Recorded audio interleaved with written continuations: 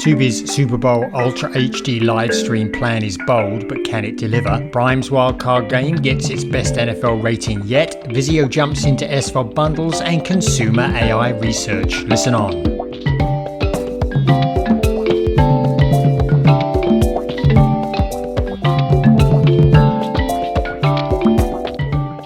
And welcome to this week's edition of Inside the Stream. This is Will Richmond from Video News, and that was Colin Dixon, of course, at the beginning from End Screen Media. Hi there, Colin. How is everything for you this week?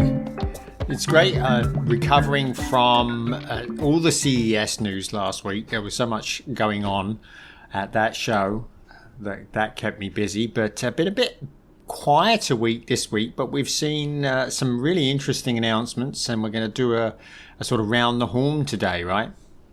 Yeah, we have around the horn. We have 4 different stories that we're going to cover.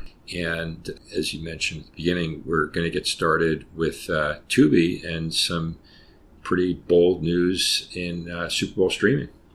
Yeah, this is a pretty amazing announcement. You probably heard already that Tubi is going to be carrying the Super Bowl 59 live. And that's a first for a fast service. Fast services haven't had these before. Typically, in fact, the last time Fox had the Super Bowl, which was in 2023, it streamed the Super Bowl on Fox Sports, on the Fox Sports app. And the really big disclosure here, Will, is that they say that they're going to stream it in Ultra HD, in 4K. And that's a really big deal because Ultra HD takes a lot more bandwidth to deliver than just regular old HD. In fact, almost 10 times as much. You can get a pretty decent picture from about 3.5 megabit per second stream in HD. But when you go to Ultra HD, you're going to need something like 25 megabits per second. It may be slightly lower than that depending on which codec you're using. But that is huge, particularly as, you know, streaming now is becoming the main way that many people are watching the Super Bowl. So just to give you an idea here of how big this is, I think it could be enormous, Will. I was looking at some Ookla data on streaming speeds in the US, and the median speed that we're seeing here in the US is something like 250 megabits. Just to remind you, median is the middle number of all of the numbers, and mean is when you just add them all up and then divide by the numbers to get the average. So that's what the median is. But anyway, looking across the states, according to Ookla, pretty much all states now are delivering median speeds well above 100 megabits per second. Wyoming is at the bottom with 105. And most of them are 200 or more. So what that tells me is that pretty much most urban areas now in the US and many suburban and some rural will be able to watch in Ultra HD if it's available. So this could be a very large number. And so I think this is a pretty brave move on the part of Fox with Tubi. Now, of course, Fox owns Tubi. Now, last time Fox did the Super Bowl, which was in 2023, it did an absolutely fantastic job. I was watching Fox Now. I was watching across all of the apps. And the Fox stream was actually a little bit ahead of my local Fox affiliates broadcast, which is pretty amazing. There was no delay at all, and the quality was great, although it wasn't Ultra HD quality, I think. Although, as I say, it was very good HD content quality. But this is a very bold move. I mean, I don't know what's going to happen if 20 or 25 million people try and watch this simultaneously. That's going to be a big burden for both the network and the servers to deliver. So very bold statement there, I think. Yeah, and I guess a question is, what do you make of it? Why are they stepping up in this bold way? And do you think that Tubi is trying to, really break new ground and set a new standard here? I think so. I mean, I think on the business side for Tubi, this is going to be great, right? It's going to get a ton of people into Tubi who'd never used it before and really accustom people to using it. Tubi, of course, is arguably the top fast service in the US today. It's bouncing back and forth at the moment between Tubi and the Roku channel. And I think this will really establish Tubi in a lot more people's homes than it has been before. So there's that. The other thing is Fox must be confident that they can handle the streaming duties in Ultra HD. And of course, most people now have Ultra HD TVs. So this is a statement streaming event for Fox. And it's going to be really exciting to see if they can handle the load. I know I'll be looking and reporting on it, and I'm sure a lot of other people will too. Absolutely. I'm going to also, Colin.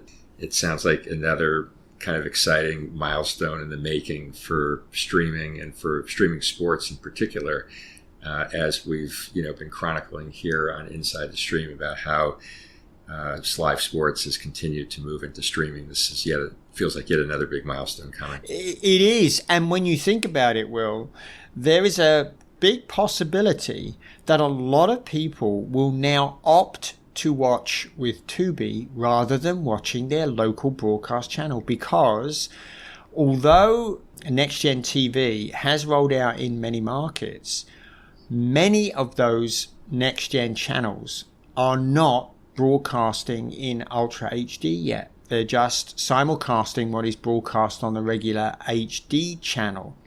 So there is now an advantage. If you want to get a high quality experience watching on Tubi, you should be able to get a much high quality experience than you will on your traditional broadcast channel. So there's a risk here that Tubi will attract much higher viewership than in previous years, because there's an advantage to watching with Tubi. So I think this is a really big deal. A lot of people can watch, and maybe we'll give it a try. Well, certainly we're going to be keeping a close eye on how it goes for them, and to your point, whether technically it delivers, and if there are any issues that come up during the stream, during the broadcast, because obviously that would, it's a risky proposition for Tubi to be biting off. It sure is, and to give us an indication of just how risky, there was a very, very big streamed playoff game, right? Wildcard game. Yeah, so just transitioning to our second topic, as we know, Amazon Prime has had Thursday night NFL rights now for a couple of years, and according to Nielsen, and I'm taking this data from a Deadline report, Prime had its biggest NFL stream yet when it streamed the NFL wildcard game last Saturday between the Ravens and the Steelers. According to Nielsen, it reached a peak of nearly 25 million viewers and averaged about 22 million viewers. And that is apparently up almost 5 million from Prime's prior record audience, which was a little over 17 million from a December game between the Packers and the Lions. So certainly good news for Prime. And, you talk about the risk of we talked about the risk of streaming sports, and certainly Prime has had a lot of success in this space. And I was actually curious to just take a peek at how this season's Thursday night football performed from an audience standpoint versus the prior two seasons. And it actually was very strong for Amazon. I don't know if listeners have been following this, but it was up yet again. It was up 11% over This is viewership of Thursday Night Football now up 11% versus last season, and actually 38% over the 2022 season. So the average per game audience for this past season, the 24 season, was 13.2 million. This is again according to Nielsen. That was up from about 11.9 million a season ago. And 2 seasons ago, they averaged about 9.6 million viewers per. Now, those still are a little bit less than what Fox and the NFL Network were getting back in 2021 before the Amazon deal kicked in. But I think that really that data does show that Amazon is making real progress with its audience on Thursday Night Football, and sort of further breaking through now with the wildcard game, and all of that I think contributing to helping establish Amazon in viewers' minds as the place to go to watch these games, and taking a little time for Amazon to build awareness. I know when I look at the Amazon website or app, I see a lot of promotion, heavy promotion of Thursday night games, and sounds like that's really starting to have an impact.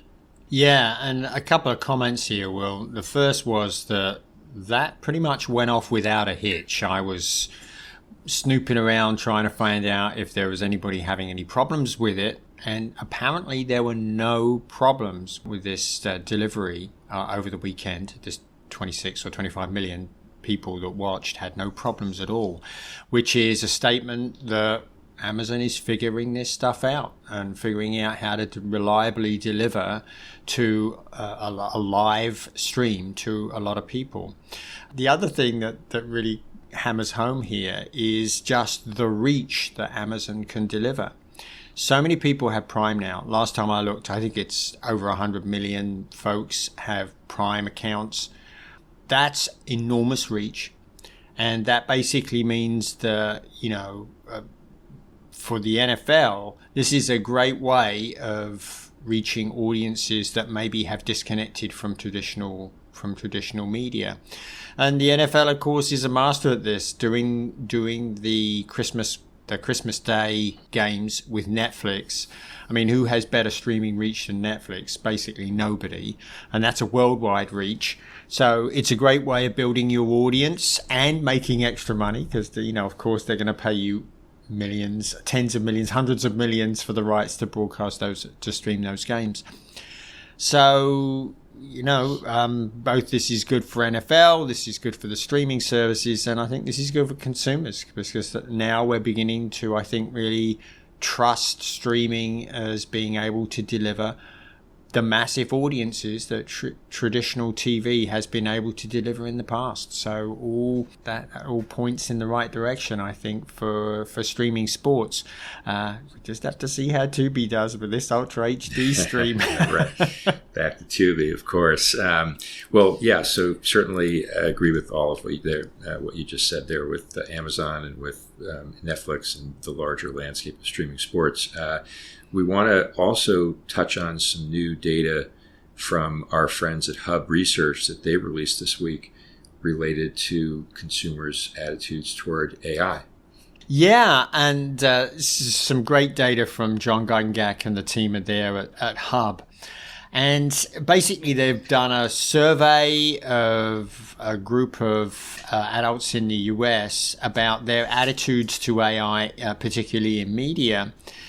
And there were a couple of things that really popped for me, Will, and I wanted to talk about those. And the funny thing is that it seems like our comfort level with AI seems to decrease the closer AI gets to the creation of media. So there's a great chart here, and we'll include links to those charts in our postings. So if you want to find those, just come to the postings on either Will and I's site, and you'll be able to find these charts there. This chart shows basically they asked who can do a better job at each of these, humans or AI. And so the area where people are least confident that AI can do a good job is in creating music. That's at the top. And they say 63% say humans are better. Only 19% say AI is better.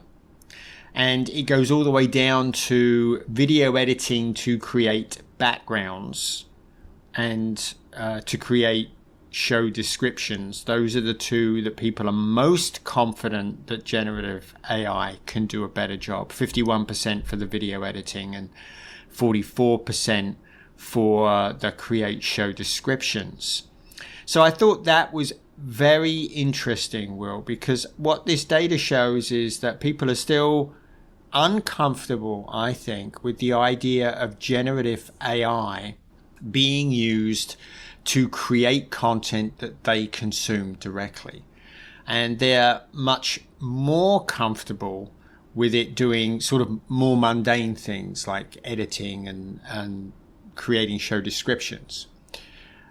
So there's definitely a level of discomfort with the idea of us watching or listening to Gen AI created shows.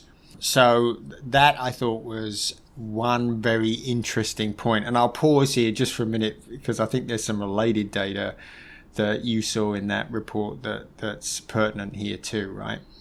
Yeah, I mean, I first of all, I agree with what you just, how you just explained the data. And, at the same time, I think as the research also showed, it's worth noting that it's still pretty early days in terms of consumers' understanding and comfort with what generative AI is in general. They asked the question of what percentage had heard of generative AI. 71% said they had, but conversely, what percentage would be very confident they could explain what it is to somebody else, and that number fell to 18%. So, I think it's important to just recognize, as the data suggests, that it's still really early days for AI and for consumers understanding what AI is all about. And just kind of related to that, just another data point they asked, how much should companies disclose about whether AI was used in making a movie or show? And on that point, fully 2/3 said that it should be clearly and obviously stated, 67%, with another 26% saying that viewers should be able to easily check whether AI was used. So I think, very much to your point, consumers are seemingly sensitive, although it's early days, seemingly sensitive to the use of AI in the creation, most sensitive, I should say, to AI being used in the creation process, more comfortable with it being used in some of the more, kind of routine-ish functions, creating descriptions and doing editing, things like that. Exactly. And there was another thing in the data, Will, that really stuck out to me. And that is, there's one area where people are totally comfortable with AI helping, and that is in search and discovery. Hub reported that 3/4 of respondents said that they were somewhat or very interested in AI applications to analyze their viewing across platforms to give better recommendations. That's 76% said that they were happy for that to happen. 77% recommend shows for particular situations like watching with others. And 74% to summarize all the reviews of a show before they decide to watch. And what this really reflects is that consumers are fairly confident that AI can help with that. And I think we all understand that one of the strengths of AI is the ability to crunch a huge amount of data and spot patterns and be able to really create information from that data that's readily useful, which is exactly what you need for this discovery, because you've got to plow through so much data. The second thing it shows is that people are just really frustrated with this search process. I had been looking through TiVo data from Q2 2024, and they say that 73% of folks report that they're using more than one app in a typical viewing session, and almost half find it annoying to do so, to find something to watch. And I don't know about you, but in my house, I just get really frustrated when we're going in and out of apps trying to remember where something is or trying to find something interesting to watch that really catches our attention. And so I think this really illustrates that people are looking for help and they believe that AI can help in this area. And listen, this is good for everybody if AI can do that, right? Because, keeps people engaged in the content, keeps people engaged in the services and watching longer. So if they're watching ads, they're seeing more ads. So this is all to the good for the ecosystem of streamed television. So I think that this is an area, if you're a service provider or platform provider and you're not investing in this area, this is somewhere you should probably look at like right now, because it can help. It can help your customers and help you and help all your partners. So definitely a great area to invest in. Yeah, agreed. And, really valuable data, as you mentioned before, from our friends at Hub, and we'll include a link to access that data. And I'll just say quickly before we move on to the final story this week that Video News' next virtual conference is going to focus on the intersection of CTV and AI, everything from creation, personalization, to improved targeting and analysis and optimization of CTV campaigns. There's a lot going on in that space. You'll be moderating a session, as always. It'll be on the afternoon of February 25th, and registration is now open, complimentary, of course, as always. And a huge thanks to our sponsors, partners, Freewheel, Media Ocean, and Whirl on that one. So, Colin, just the last item that we had this week was something that hit both of our radar. We're not sure that we've seen this in the smart TV space from OEMs, but Vizio announcing that they're launching a new discounted bundled app for its users for both Stars and AMC Plus. It'll be a discounted bundle of $14 a month compared to the separate price. If they were separately priced, it'd be $21 per month. So pretty significant bundle discount. And, we have seen these bundles, I think, primarily before in the mobile space. Verizon comes right to mind as one of the mobile operators that has offered discounted streaming bundles before. I think we see, Xfinity offering these bundles as well from a service provider perspective, and now Vizio jumping in here. So the question is whether we're going to see more of this going forward. I would say the likelihood is probably yes, we will, as we, again, reminding our viewers of the recent podcast interview we did with Antenna's CEO, Jonathan Carson. We know that viewers are looking for real value in their streaming services. They've been gravitating toward ad-supported tiers to save money, and bundling is a big trend in the industry. And I would think that we're going to see a lot more of it when it comes to the OEMs. How about you? Yeah, this is definitely going to be something that we're going to see throughout 2025, particularly if it's successful. And apparently it does seem to be resonating with consumers. Disney did a competitor bundle with Max, and I think they said on the last call that was actually doing very, very well. So very popular. So I think you're going to see competitor bundles going forward, and anybody with decent reach, and Vizio does have decent reach, 19 million, I think there are 19 million active SmartCast users last time that they revealed those numbers.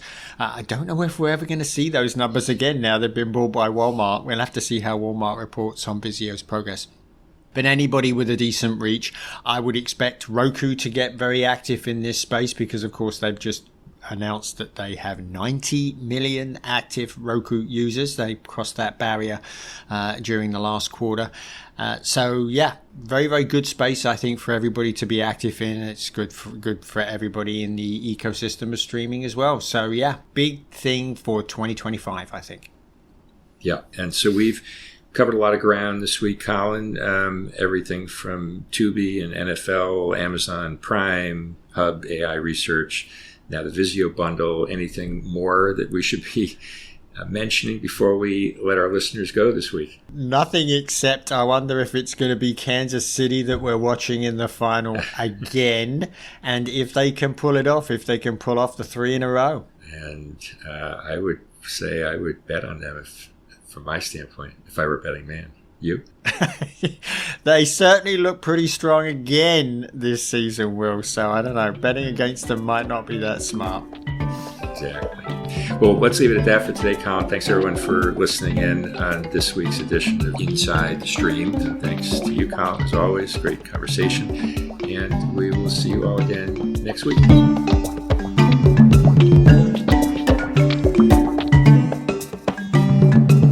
Inside the Stream is a production of In-Screen Media and Video News, all rights reserved.